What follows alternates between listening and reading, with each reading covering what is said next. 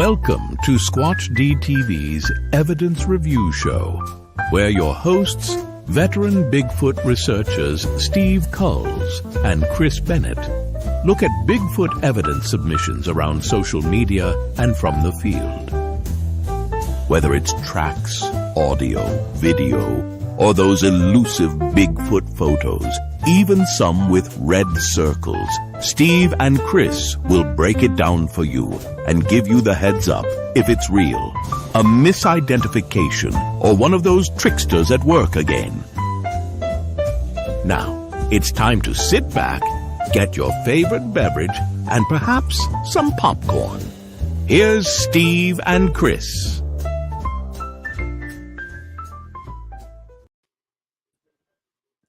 And good evening, cyberspace. Welcome to the Bigfoot Evidence Review Show for today's day, June 7th, 2024. I'm your host, your guide, and for some reason... we're switched. How in the hell does that happen? Okay.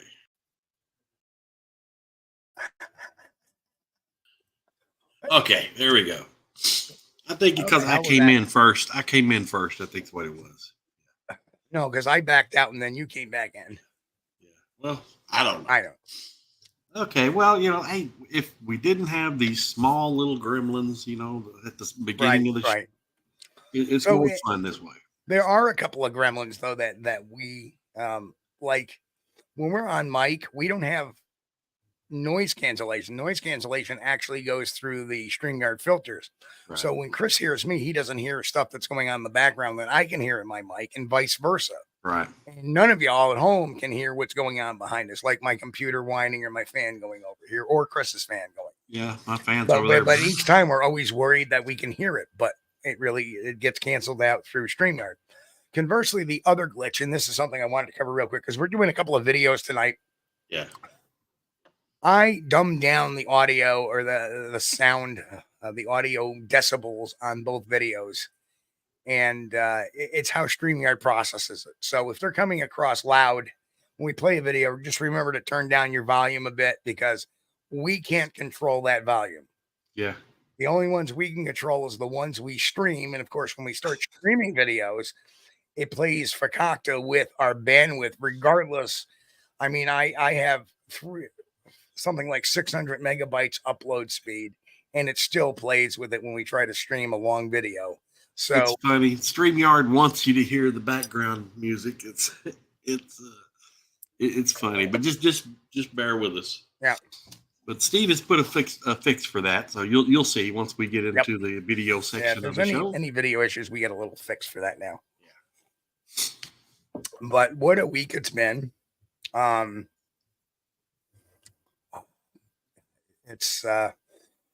It was good to talk to the members on Wednesday. We'll be covering a little bit the first half of that show. So some of the stuff for the members is going to be kind of a repeat in the beginning. Right. And then the second half of the show, we're going to talk about a New Hampshire investigation we did. New stuff. That was back in March, just before. I was actually 2 days before my accident. Back when you were healthy. And how's the neck today? Are you going to be able to sit with us today? Sucks. Okay. Yeah. Sucks. Well, anytime if you want to drop early or something, we can do that. No, I'm good. Just hang in there. Anytime it gets rainy out, I can tell. Oh yeah. You know it's going to. You know it's going to rain the night before. Yeah. We've had a couple of hellacious thunderstorms, and the barometric pressure dropped. Right. And So, but anyway, let's get on with the roll call. Enough about me. Oh yeah. So in the chat, we have Lance Windsor. He snuck in early. Hello, Lance. You're first today. First one in. Good to see you. Darren, she'll be catching us tomorrow. Same with Relic Hominin. Good deal. There's Pat Collins in the house. Replay. Hey, Pat. Mick is in the house. Walter Kroll, Angel Nolan. Jen, how are you, Jen? Mick's going to catch the replay. There's Buttworm. Jen. Buttworm, hello. Buttworm, Walter. David Angel. Parker, what's going on, my friend? David? Grasshopper, again, Alan, how are you, my friend? Grasshopper. Good to see you, man. And that looks like it for now. Yeah. How many people talking we tonight? Got, about 20, I think 23 people in. That's okay. Good.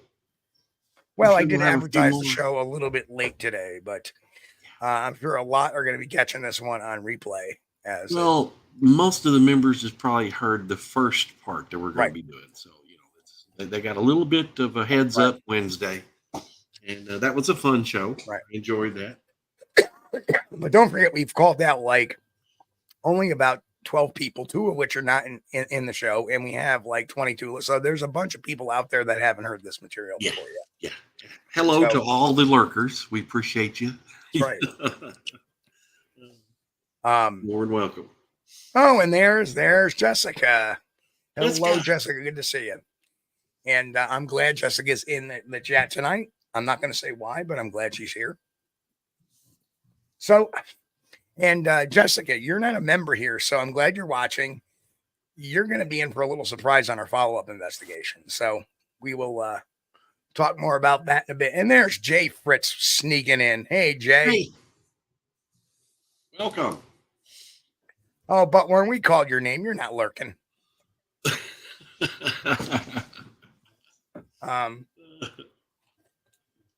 Love the lurkers. Yeah. But I do that a lot of times. I don't. I don't get in the chat room when I'm listening to somebody's show. I'll just listen. Maybe I'll be working on something in the room while I show. There's Patty Troy. Patty Troy snuck in too. Hey, Patty, welcome. Okay, so let's get down to business. So, all right.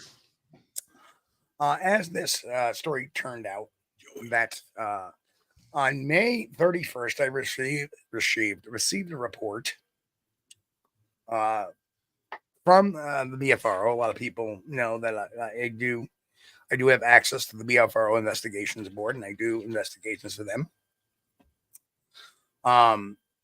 That on May 31st, I believe, or that's when I got the report, May 30th. May 30th, a young man and his mother were transplanting some possums in this statewide game land. And they released the possums. And the young man, and sometimes I'll call him a kid because to me he's a kid, Gen X. I'm in my 50s. And he's in his likely early 20s, maybe even late teens, but early, I believe early 20s. Very mature kid, very respectful kid, great kid. So when I talk about this, mind you, being a trained forensic interviewer, I talked to him not only over the phone, but I got his written report from his mom. His mom actually wrote the report for him. And I got to speak to him in person. So there's no doubt whatsoever in my mind that the kid had a sighting of something. Right. And what it was, he describes it pretty well. So I find it really hard for it to be something else, but I digress. Let's talk more about the investigate a little bit more to the lead up on this. So they let the possums loose. He starts walking down the trail in search of mushrooms. Not very uncommon here in New York. Mm-hmm. Ask Abe Del Rio. Abe Del Rio from Minnesota Bigfoot Research Team. He is a big mushroom hunter. He goes for morels all the time and whatnot. And I land fish, baby. Good now, mind you, the time frame. This is between 10:30 and 11 a.m. in the morning. So this is the morning.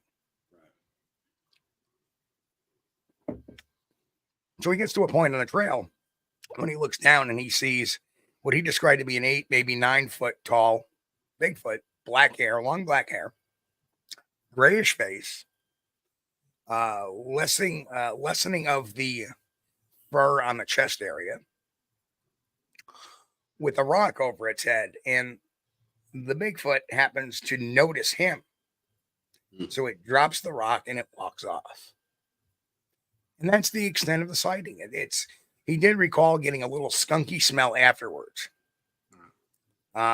He ran back to his mom, all excited. And that's the thing. You guys know how I like secondary witnesses. And what a secondary witness is, one who can confirm that the witness saw something.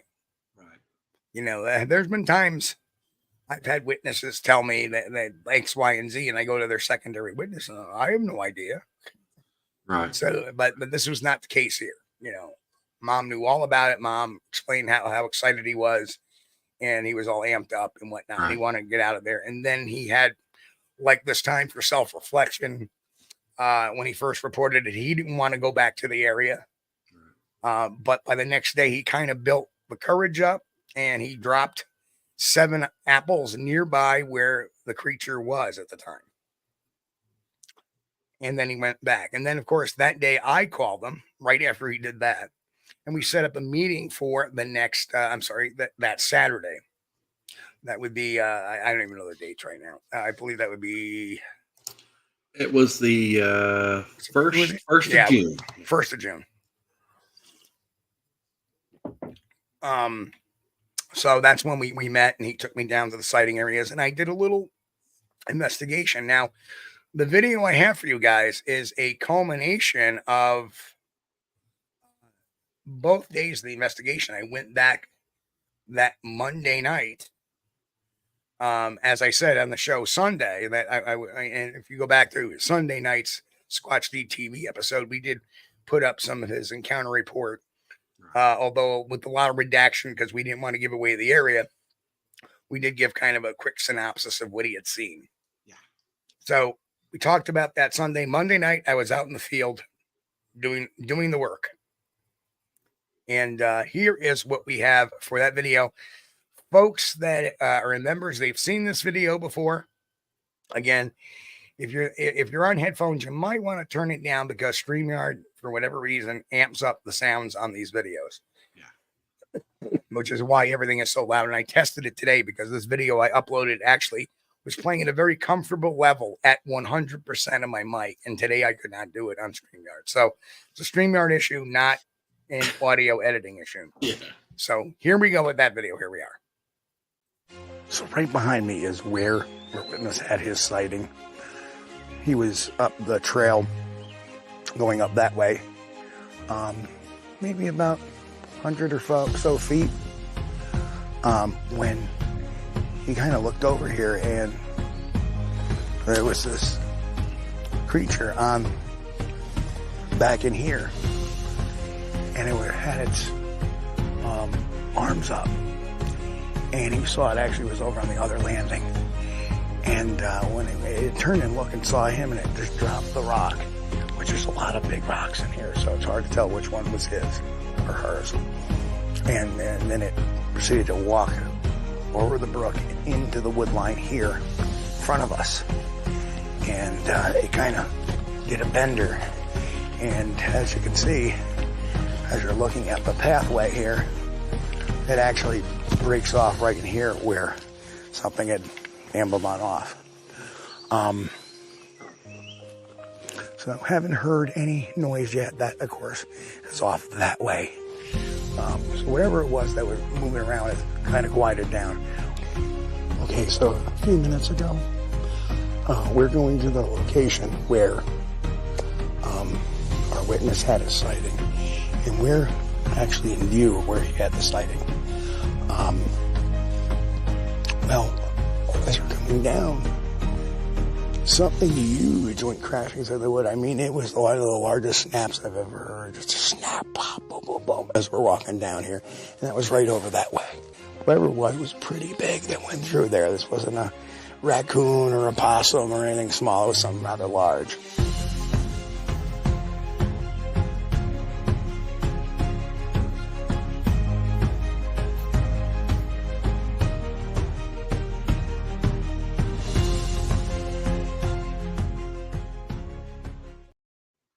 And there you have it. So a lot of people are going to ask what I left a little bit of mystery there with that little bit of what was that cotton swab all about?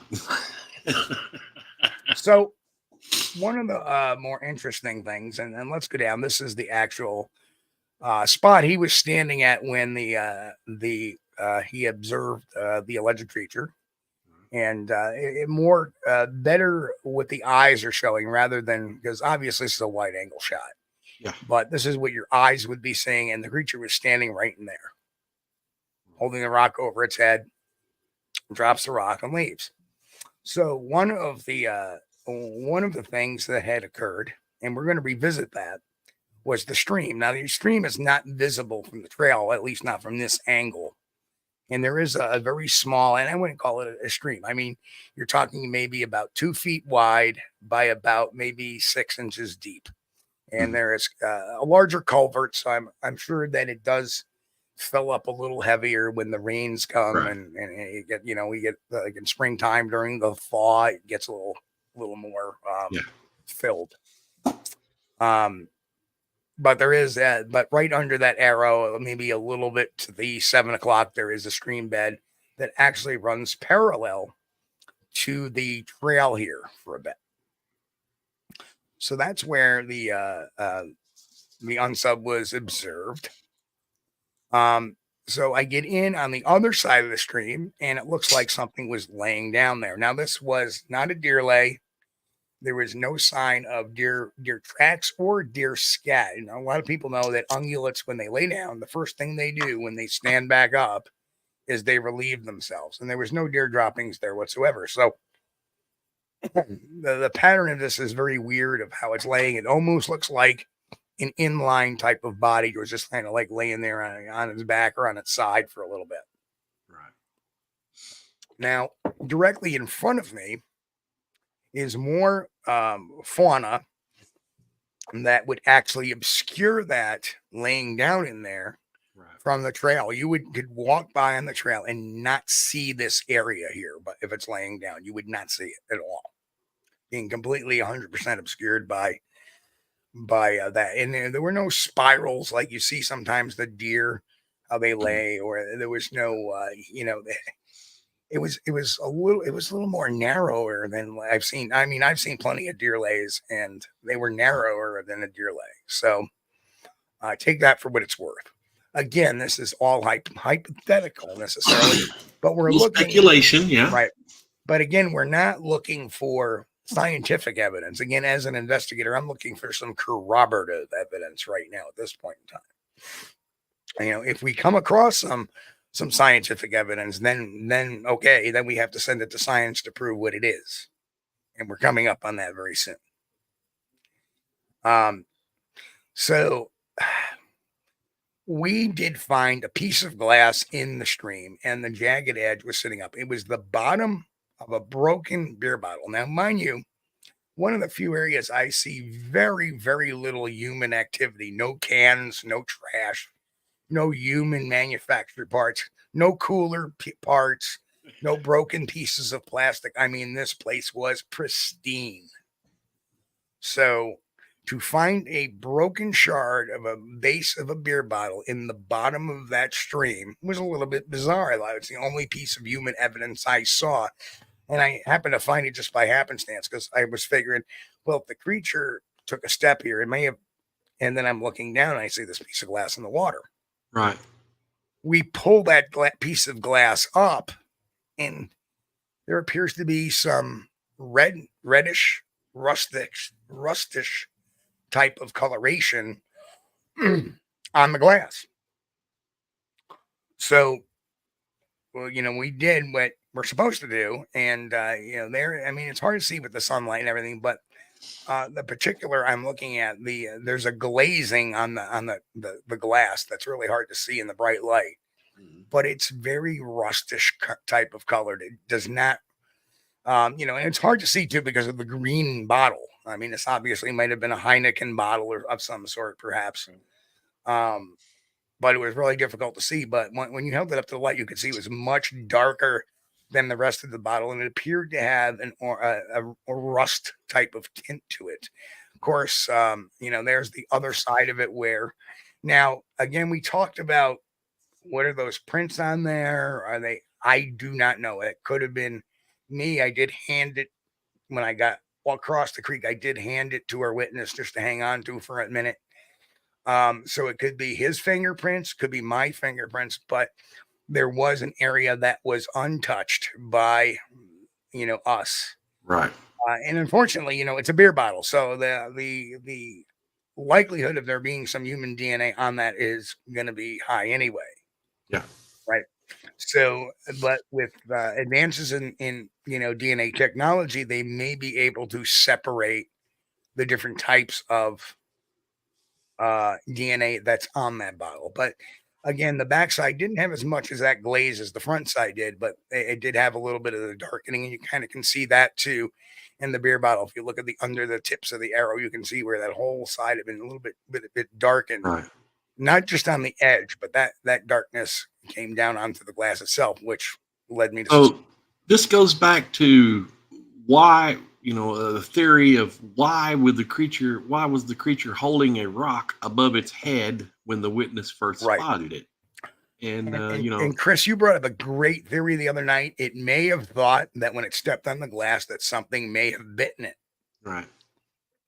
Maybe a snake or maybe something, and its reaction was to grab a rock to kill whatever had bitten it. Something bit me. Yeah. Right. Yeah. But I did not see any other blood trail around, so I don't know. We can't say for sure, but what we can do is the due diligence thing, and that would be to collect the DNA and send it off to Dr. Darby Orcutt and, put it as potential, Bigfoot evidence. We don't know. It may or may not be. It's up to the science. It's up to science to figure out what that is. So I can only report what I saw as an investigator and collected such in as you saw in the video, in a very forensic type of manner, using a sterile buccal swab that went into a tube. And even it was hard to tell because it was in the tube, but outside of the tube, when you hold it up the light, at first it looked very red. And then slowly as the air hit it, it turned a dark brown color, and now it's sitting in a tube black. I like that. Right. Yeah, I like that. Right. The coloration change is interesting. Right. And I think it's a good idea. I think it was a good idea to collect a sample, because this possibly could be a good DNA sample. If it wasn't and you didn't collect anything, you'd never know. And the damnedest thing, when my wife and I went back for that investigation, literally I heard that noise and I stopped. Now, the interesting thing was, why wasn't I wearing my GoPro? I have a GoPro I can put over my hat. I was trying to avoid, number one, I had my light on my hat that night because we were planning on a night mission. We weren't really planning on stomping around daytime. We got in there in daylight. Little did I expect any type of activity during the daytime, the light hours. Although I kind of should have been, considering that his sighting was 10:30 or 11 in the morning. But sometimes you get pre-programmed into these routines that, okay, this is my equipment loadout for tonight. Yeah. I got my therm, I got my lights, I got my light here, I got my cameras. Let's go in, get set up. We'll get the cameras going, the video going, the audio going, all that fun stuff. And as it turned out, as we're walking in, I stopped to explain to the wife this is where he had stopped. And then the minute I stopped to tell her, boom, bam, bam, bam, boom, that crashing all happened. And like I said, it was a log, probably had a very deep, deep bass to it, but it was so loud it echoed. So it was a large log, like boom. You could hear this log. I mean, I can't imitate it with my mouth, but it was a big crack, a very deep bass crack. What intrigued me was where that came from. The area where that noise came. So the trail, as it is to our 11 o'clock was, maybe where he was standing. So maybe 100 feet up the road is where the sighting was. Directly and then you have the trail. And then as you go from left to right, then you have a meadow. And just beyond the meadow, maybe about another 75, 80, 100 feet is a wood line with pine trees. Right. And the sound came up from that little hillside where the pine trees were, and it was loud. It echoed. And I've been close to a lot. I've been close to bear before. I've been close to deer and buck, elk. Never, I have not a moose yet, but sounded nothing like that. And the thing is usually you can hear them for a little while clamoring off. And it was nothing. It was just bang, bang, bang, and then it just dead quiet. So. Well, I love I've got certain theories about pine tree growths and stuff, but all those aside, that little forest of pine trees there makes some excellent cover if somebody doesn't, or somebody or someone doesn't want to be seen. Yep. So that's really, really interesting me on this outing. Yep. So, all right, I don't know if there's any questions because Chris, you're handling the chat, but if there's any questions, I'll take them at this time. But if you guys don't care, if you got any questions, type them in caps, please, because I don't have my reading glasses. I need to bring them in here. I see. I see. Brian asked. Yeah, we just back in January started doing a live 1 hour show on Fridays, and it's rotation between the Bigfoot news, the Bigfoot evidence review show, which is what we're doing again tonight, and the Bigfoot rap, where I'll tackle a topic that's really pissing me off. Yeah, Friday night used to be reserved for Bigfoot news only, but as we found out, a lot of times there's not a lot of new stuff in the news cycle about Bigfoot. And there's stuff that's in the news, but it's not very newsworthy here. Yeah. Oh, Jen's got a good one. What's that? Jen says, does the brown substance continue down the side of the glass? No, it didn't. And I wouldn't expect it to, because the glass was in water. So as it steps on it, it may have lifted its foot off quickly, right? It may not have completely stepped down on it. As soon as it felt pain, it might have pulled its foot up. And don't forget, we do have a little bit of movement of that stream going on. Yeah. And so there's and considering the fact that it was probably, it was a little over 72 hours since that unsub was seen there and I collected the glass. So I wouldn't expect it to just dribble down like it would in plain air. Some of that blood may have started to dribble and just kind of float away. Yeah. So where it actually had made contact with the skin, it may have left that bloody, milky type of substance on the glass. And there is, it's incredible bad luck that it was in the stream. Okay, but that does not mean that all the DNA residue would have been washed away. Well, just like a lot of people that clean up murder scenes find out later when the police go in there. And the other thing that made it really sneaky was it was green glass. Right. And, there's a lot of green fauna around there. There's green, as you saw in the video, there's a lot of green. So it could have looked down there and not seen it all. I just happened to be in there looking very particular for any sign of a track underneath the water, or any signs of a stone that didn't belong there, anything like that. And all of a sudden I'm like, there's a piece of glass there. So I just reached in automatically and pulled it out because I didn't want to. And as I looked at it, I go, oh, this is very interesting. So the whole reason, for looking at this glass is because we're trying to develop a working theory as to why this thing had a rock above its head. Right. And if the witness is to be believed, and we think he's credible, right. He seems like we like this. I like this one, and I know Steve likes this one. So while the creature was standing there, what was it standing there with a rock over its head for? Right. Correct. It made no attempt to throw the rock at the witness. Just we noticed him, he dropped it. So, yep. It's interesting. So, yeah, I mean, it was, and it's ongoing too. We're not done by any means. We're planning on making another trip. We're looking at next weekend.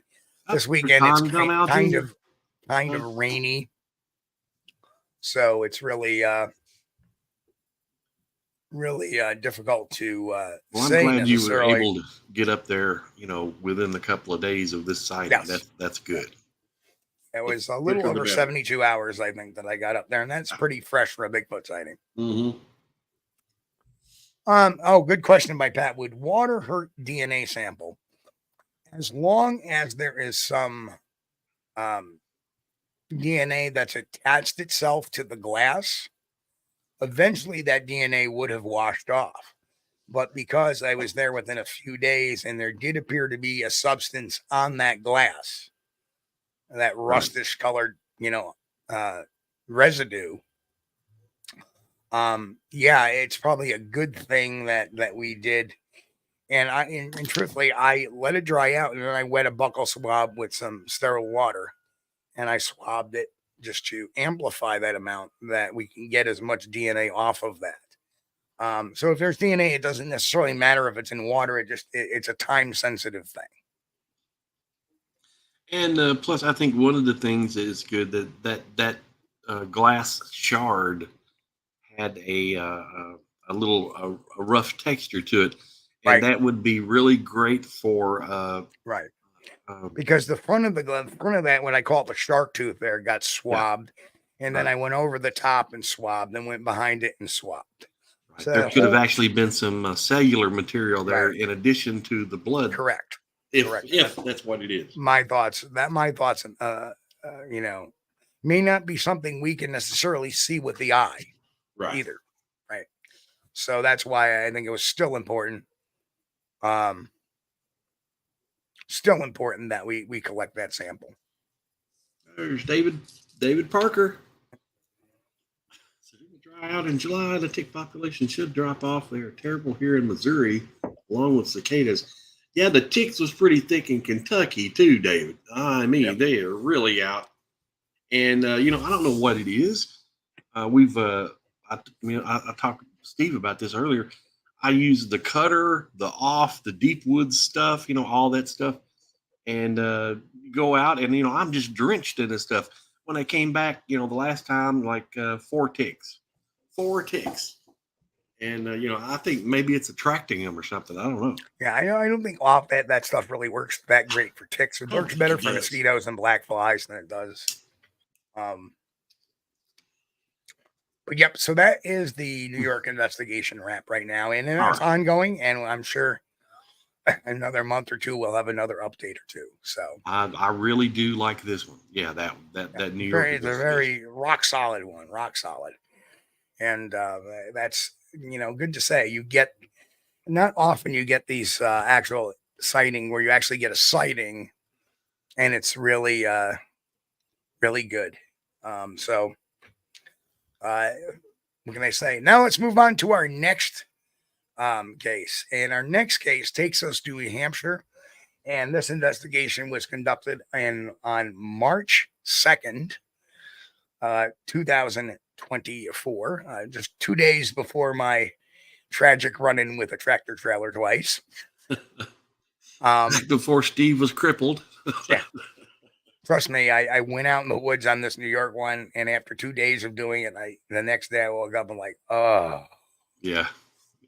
Is what it is. Like, I guess that's something I'm probably going to have to live with the rest of my friggin' life. So it's just wonderful. More pain, right?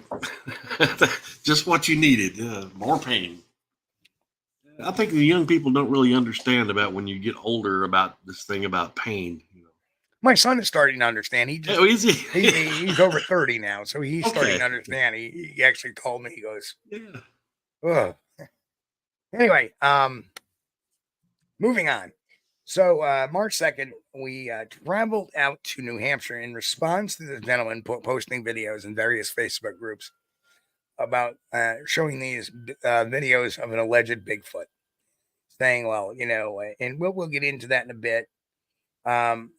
You'll see part of one of the videos, but the videos to me did not show any movement, although he had stated that it was definitely moving beforehand. In particular, one video we're going to be looking at, it was following him, then crouched down, and now it's just crouched and staring at him from across this little stream. Now, mind you, where this was in Henniker, New Hampshire. And the area where it was just does not seem conducive to make a home for a Sasquatch. That was the first thing I looked at. There's an airport nearby. There's a lot of farmland nearby. There's a trailer park nearby. There's a town highway garage nearby. What in the world would yeah. You're right on that with that. I'm not going to put that one up. Form of 36 comes ear hair and that one long 4-inch long eyebrow, the unibrow. No, actually, the funny thing is I lost my unibrow. Yeah. Along with the hair up here too. Yeah, the hair, left its nice. It's amazing. My hair left that nice penthouse apartment, and it decided to take a room lower down the condo. So there's Pat Sam Squatch. Sam Squatch, yeah. So we end up meeting this gentleman. And I'm not going to play any of the audio and stuff like this just because. I'm not going to name him just because. Right. He had started off by, I said, well, when did this all start? Now, mind you, you've been shooting these videos, not mentioning any of it. Well, it started back in 6 months ago. And I'm like, wait a minute, I thought this was just like within the last month. That's my first thought. So, well, I saw, there was this 14-foot Bigfoot over in that field over there. And the minute I heard that, I'm like, okay, we're being taken. We're being taken. Either he's crazy, or we're being taken for a walk. As it turned out, we were being taken for a walk. He takes us to an area where he claims to have taken the video of the Bigfoot, alleged Bigfoot your guys are going to see. Right. And he said, I did it on this rock. And I steadied my arms on the rock so I could get a nice clear shot with my phone of the Bigfoot across. And I kind of use this rock to protect myself. Right.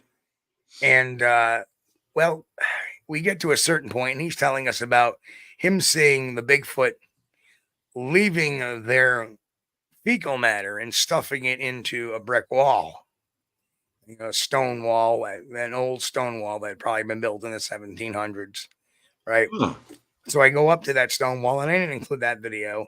And I actually managed to find one of the turds, and it wasn't stuck in the wall. It was actually on the ground next to it.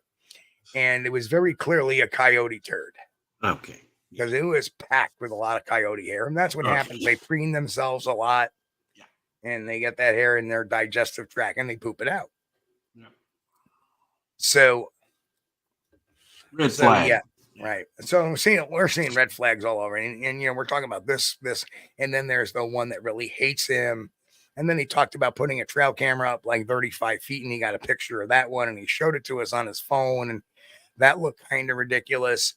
And then Crystal asked him, because I was on the investigation with Alex Petikoff and Crystal Panic, both of New Hampshire, and top-notch investigators to have with me on the mission. So we got 3 solid people on there trying to figure this out. And so I'm looking at this. So that's guy, but then he's talking about, and then he tells Crystal he'll email her those photos, which he never did. So yeah, there was a number of red flags going on to this. Now we are walking back, and lo and behold, and well, let me predicate that. We get to a certain point, and he says, well, I'm not going to go any further because that white one is out there and he doesn't like me and blah, blah, blah, blah, blah, blah, blah. So him and his child, they disappear, which was fine with us because we had heard pretty much an hour and a half of these nonstop Bigfoot stories, none of which seemed really on the level. As we're walking back, and that's the one thing, hoaxers never, if they've never experienced a Bigfoot and you're an experienced investigator and you've talked to people who've seen Bigfoot, you kind of know when people are starting to, throw you lines of, they're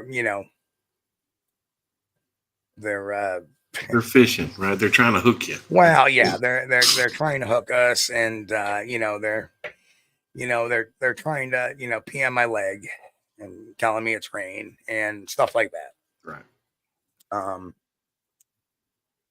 So let's show the video, and this is the video on the way back when we realized that he had lied about where he had filmed that Bigfoot.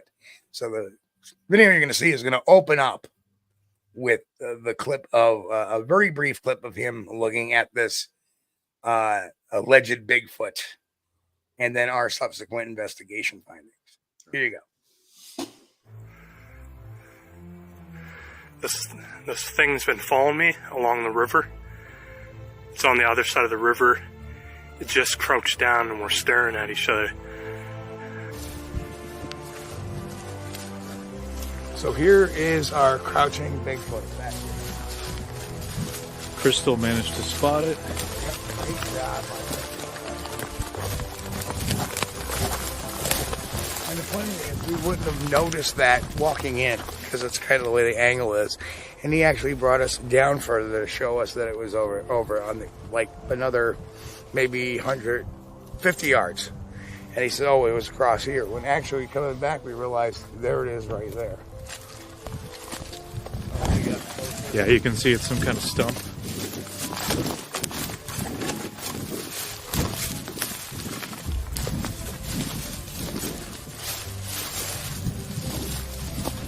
Yeah, and as you can see, that's the stump right there. And then if you pan a little bit that way, there's your power lines. There's the telephone poles. Yeah. There's your power lines. There's that.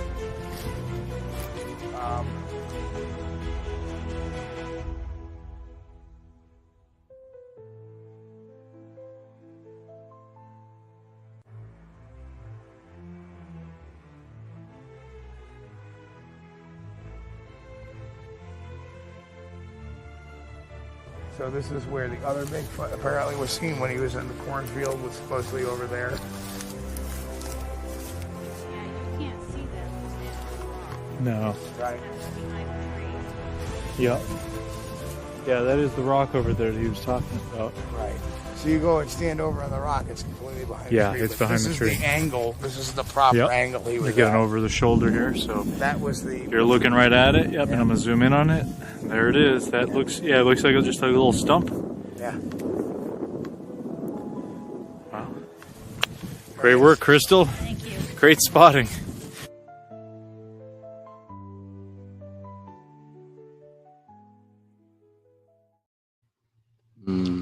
Yeah, I mean, had the guy been honest where the sightings were, you know, but it was very clear he was trying to take us in opposite directions of where the actual films were made. And I don't, and then I don't know if he realized that on the way back, we would realize that that stump was there. Yeah. Because as you go in, it's kind of in a blind spot. It's at our 4 o'clock. Right. As we're walking, and no, 12 o'clock, it's at our 4 o'clock. So as we're walking in, you really don't see it because it's obscured by the trees. It's not until you're coming back that other direction when you, oh, there it is. Right. That's when he intentionally misled you as to the location of the sighting. He was like, I'm standing there, and where he said he had the sighting, there was this huge boulder, and he says, I kind of steadied myself on the boulder to take that picture. No, he couldn't have, because at that boulder you could not see those tree stumps. Right. And it did not. And when I looked at it, I was going, this looks nothing like the background in the video, because what he didn't realize is that he had actually videotaped the grass in front of him. Yeah. And where that boulder was, there wasn't that much grass between him and the waterway. Right. So yes, it left it was like, and everybody was like, oh, so sorry you drove so far, Steve. No, that's part of the job.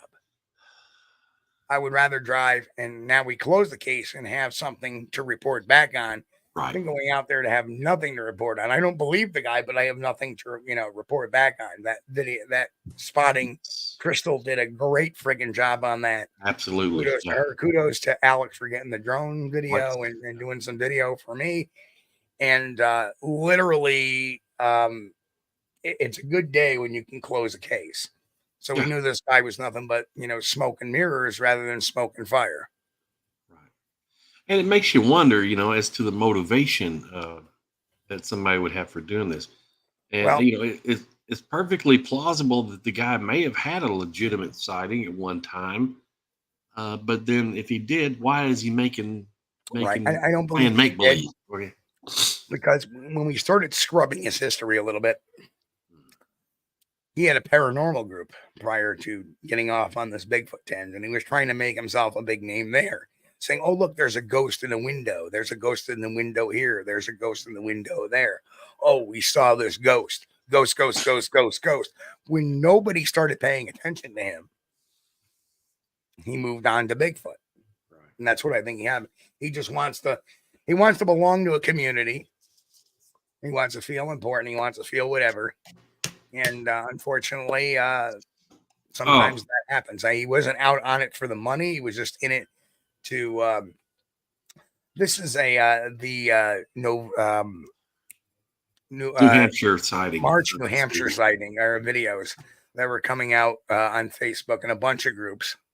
Yeah, if you're just getting in, Steve, we already talked about the New York sighting. The first half hour of the show, we did the New York, which was good stuff.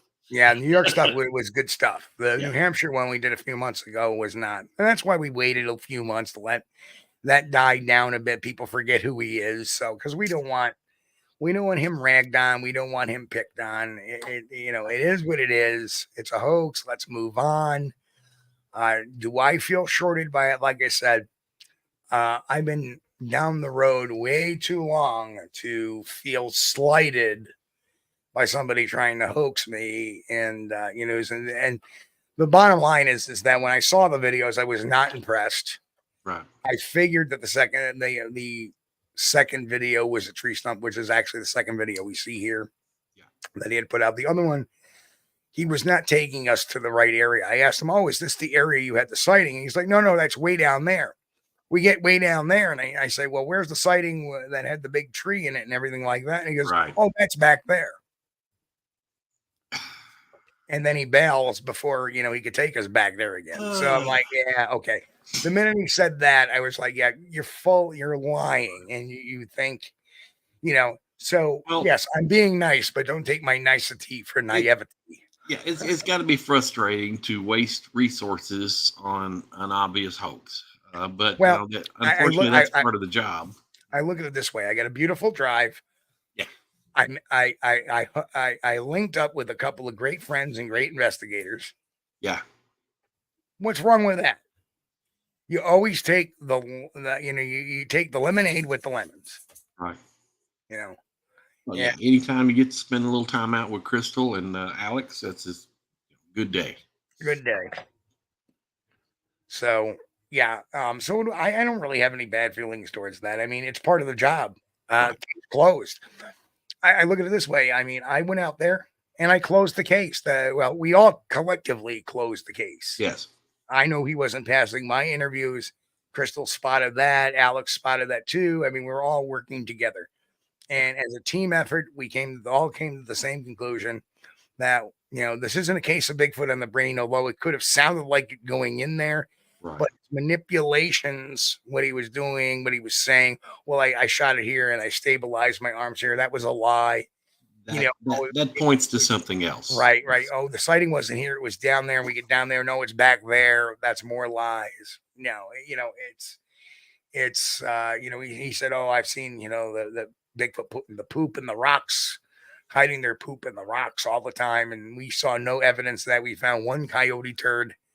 And so that, so like this guy is just, it's not even crazy. He's just outright lying to us for whatever reason, maybe he thought we were going to be naive. And that's the impression of some people in that are hoaxers.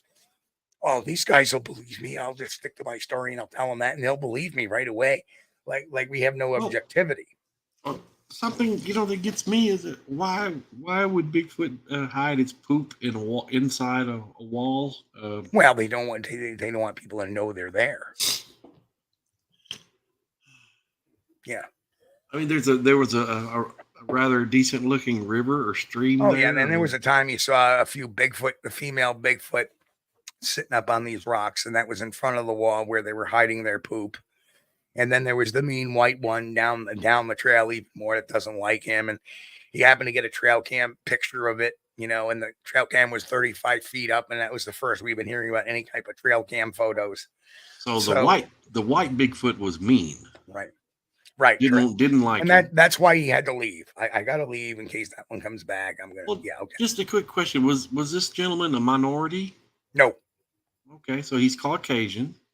Yep. White male. The white Bigfoot, male, late 20s. So the white Bigfoot has something against him. No, I have no clue. I have no clue with to me, it sounded like he just wanted to belong and trying to make himself important. maybe even to the extent of it may be a little what they call Munchausen's disorder, Right. where if you play the sympathy card, well, I'm being plagued by all these Bigfoot and there's a mean one and me, you know, that's kind of a little Munchausen thing going on there. Right. And what the most bothersome thing that I found was he had his like 12 or 13-year-old son tag along with him, and he's telling all these lies in front of his son. Right. You know, that's bothersome. That's not a good thing, no. Right. That's the bothersome thing. If there's any questions on in the chat there, Chris, go right ahead. I'll take them.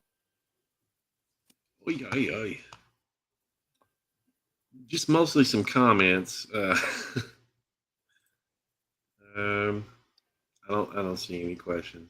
The Kaiju Ninja did point out, I had a good point here. Said, I knew it was a red flag when the guy didn't attempt to get closer to the subject. He was filming far away when he could have easily gotten closer. Absolutely. But in order to close the case and absolutely confirm it's a tree stump, Yeah. you got to actually put boots on the ground and say, it's a tree stump. Yeah. Not only we put boots in the ground, but Alex put the drone in the air. There's another comment by Buttworm, says, thou shalt not hoax. Thomas Steinberg. That's right. That's a good one. Yeah. So, very, very interesting investigation. It was about a 2.5 hour drive out, 2.5 hours coming back. Nice drive. Beautiful day. It was actually a little bit warm for a early March day. It was probably, I think it was like in the mid 40s. Well, I saw a little snow still in the grass. Yeah, because you weren't going to go swimming. But still, the day looked like it was a nice sunshiny day and a good overall day to be out. Right. So, why he did it, we can't say for sure. I have my suspicions. It didn't look like he was in it for necessarily money because he never asked for money. Anything. There was another a group that investigated him the day before. And they were kind of like, yeah, this guy, and they were kind of on the fence about it. They didn't see that spot that we had spotted. Right. And then once we had showed them that, they're like, oh, okay, well, that kind of, So he had been in contact with multiple groups then. He has. Yeah, absolutely. Okay. Yeah. It's starting to clear up a little bit. Yeah. Right. And he was trying to, Crystal was working with him to actually get the meeting going, or I'm sorry, Matt Moneymaker was at first too. And the guy was playing games. He was trying to say that the group the day before was trying to show shade at the BFRO, and the BFRO was there trying to show shade at them. And I was like, none of that. And what he didn't know is that the New Hampshire group that was investigating it too, I'm on a first name basis with the guy. He's been on the show. Right. So, so there's a little manipulation attempts. Right. So we knew like something's wrong here. He goes, and he's like, Steve, I'm not bad mouthing you. Yeah, I agree. And I know, I'm not bad mouthing you. So what's this guy's game? And trying to play one side against the other. Right. That's classic. That's classic. Well, because the likelihood, if one says this, the other one will say the exact opposite. And that's my thought process there. If I get them across one another, one of them says it's a hoax, the other group will say it's real. Right. And that didn't work out for him either. No. A lot of people don't realize that when researchers work together, they're not interested in promoting hoax. Well, genuine. Right. Research. And you see, that's another misnomer that why can't these Bigfoot groups work together? Well, they actually do quite a bit of them. They just do it behind the scenes. We're quiet. I was working with the New Hampshire Research Society. Well, he would have probably had more luck had he contacted somebody like Tom Biscuit Eater. True. Very true. But Biscuit Eater doesn't have the funding, I think, to make a cross-country trip anymore. So probably I don't know. Not these days. Yeah, according to those. Never mind. Never mind. That's a subject. You know what's for going on there. Another right? show, yeah. Yeah, a whole nother show. But yeah, so those are the two investigations. Investigations are ongoing, and we're continuously looking for more. There was a Warrensburg investigation on some sound files, but that has kind of been put to rest, and that doesn't even need to be public. So, yeah, so it's been quite busy. And hey, if there's any, I don't see any other questions. We just had some comments on it. Everybody was just kind of soaking up the details on the sighting report here and the investigation, and which I have been to. Kaiser Ninja 1985 asked Steve, did this guy say he went back out there before you arrived? I mean, could he have seen that stump while it was still there? No, wrong case. I think you're mixing those up. You're mixing the New York case up with the New Hampshire one up. Now, this guy lives out there, so this was going on basically in his backyard pretty much. I have missed this one. Where is that at? Oh, there it is. Okay. Yeah. I don't know what the New Hampshire guy was doing. I know our New York guy went out and dropped some apples, and that apple is getting back to that New York case. That apple story is a whole nother thing, and that will be coming out in future updates as well. Yeah. So that was another reason why I like the New York sighting, especially. I mean, the guy goes out and gets apples and brings them back to the area where he had the sighting. Because he figured that, hey, and we went back there truthfully, and this will be a first for everybody. 6 of the 7 apples were gone, and one had been basically 4/5 of it had been eaten, but been eaten in a very weird way. It looks like something had taken the bottom of the apple and just went and dropped the rest of it in the water. I didn't think he was going to share that. I'm glad you did. But. So OPR 357 asked, where am I in New York? I'm actually in Lower Washington County, New York, right across from Schuylerville, New York, which is just west of Saratoga. So I live in a little town called Greenwich, not Greenwich, but Greenwich, New York. And I live in the town, not in the village. So I am right on the border with Saratoga County, but I live in the very southern tip of Washington County. And Whitehall is at the very northern tip of Washington County, New York. Steve is not a village person, huh? So OPR, yes, you're pretty close to me. But anyway, folks, I think that's it for tonight. But OPR, by the way, OPR, welcome to the show. And welcome. I see you're a member. Welcome. OPR 357. Good to see you. Welcome. Yeah, I'm in New York. Reach out to me. You can always reach out to me at admin@squatchdetective.com. Admin, ADMIN, @squatchdetective.com. Yeah. So that is our show for tonight, folks. We will see you all Sunday night at 9 p.m. for our regular show. What we're doing, I don't know yet. We appreciate everybody coming in, spending their Friday evening with us, and it's been enjoyable having you guys. As always, you the greatest Bigfoot audience in the world. I mean, I love you guys. If you don't mind, since you're here, reach over and smash that thumbs up button on the video. That'll help us before you leave. But we sure appreciate you guys, and we're honored and proud and love each and every one of you. Thank you. Right. So, folks, we'll catch you all here Sunday night, 9 p.m. Eastern, right here on Squatch-D TV. Thank you for being here for the Bigfoot Evidence Review Show. We'll be back next Friday with a whole new show. Which one it'll be, we don't know. But we will see. It'll probably be the Bigfoot rap next week. No, not that rap. All right, folks, have a great night. Love you guys. You're the greatest audience in the world.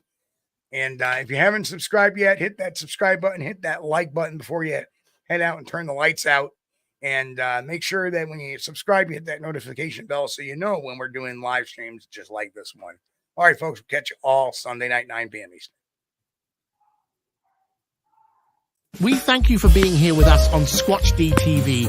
If you haven't taken the time yet, please hit that like button and subscribe to the channel. And oh yes, hit that notification bell too. We don't want you to miss anything. If you really like our content, you should consider becoming a member, and it's really inexpensive and a great way to support not only the show, but honest Bigfoot research. Everyone have a great week. Be safe and God bless. We will see you all here next time on Squatch-D TV. Keep on squatching.